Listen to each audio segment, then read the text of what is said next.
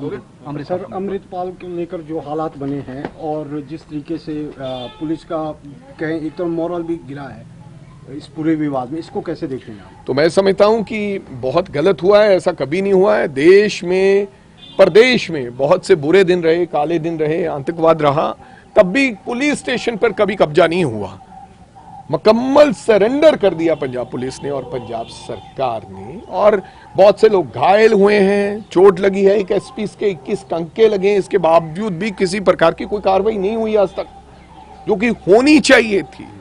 नहीं तो कल कौन जिम्मेदार बनेगा? अगर पुलिस को ये लगने लगा कि कोई मार के हमें निकल जाएगा तो फिर कार्रवाई नहीं होगी, तो फिर रोकेगा कौन? इसके अंजाम बड़े खतरनाक होंगे। मेरी गुजारिश है पंजाब सरकार को, पंजाब के डीजीपी को, कि कानून किसी को भी अपने हाथ में लेने की इजाजत नहीं देनी चाहिए। बनती कार्रवाई उन लोगों के ऊपर होनी चाहिए जिन्होंने कानून को हाथ में लिया। सर, जिस तरीके से गुरु ग्रंथ साहिब की आड़ में ये सब हुआ है, इससे क्या लगता है कि आने वाले दिनों में ये चीजें मैं तो समझता हूं कि ये भी एक बेअदबी है।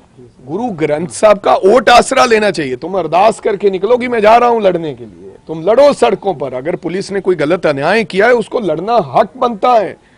अगर उनके साथी के साथ अन्याय हुआ है, गलत मुकदमा दर्ज किया, तो लड़ो, सड़कों पर लड़े, लेकिन गुरु ग्रंथ साहब को साथ लेकर निजी स्वार्थों की लड़ाई नहीं लड़नी चाहिए, ये मैं कहना चाहता हूँ। सीएम साहब ने कहा है कि इसके पीछे आईएसआई है, और वहीं पे रवनीत बिट्टू ने भी कहा है कि इसका पासपोर्ट को रद्द किया जाना चाहिए, आपके सांसद ने, क्योंकि वो तो खुद को भारतीय मानता नहीं मानता तो वहां छोड़ाओ जहां जिसको मानता है। हिंदुस्तान की सरजमीन पे रहने वाला व्यक्ति, उसको हिंदुस्तान को मानना पड़ेगा। अगर नहीं मानना चाहता है वो हिंदुस्तान को, तो उसको जहां वो मानता है तो उसको जहाज पे चढ़ाएं और वहां छोड़ाएं।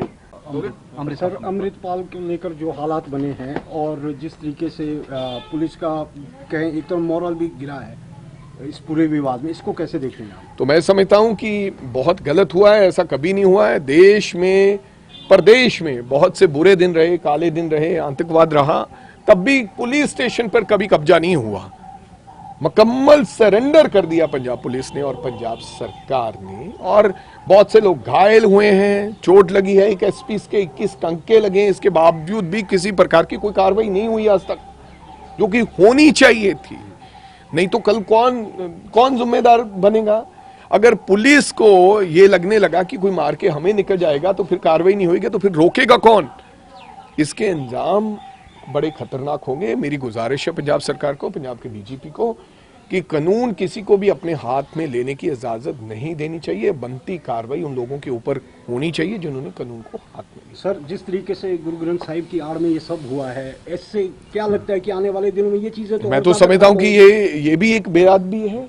गुरु ग्रंथ साहब का ओट आसरा लेना चाहिए। तुम अरदास करके निकलो कि मैं जा रहा हूं लड़ने के लिए, तुम लड़ो सड़कों पर। अगर पुलिस ने कोई गलत अन्याय किया है, उसको लड़ना हक बनता है।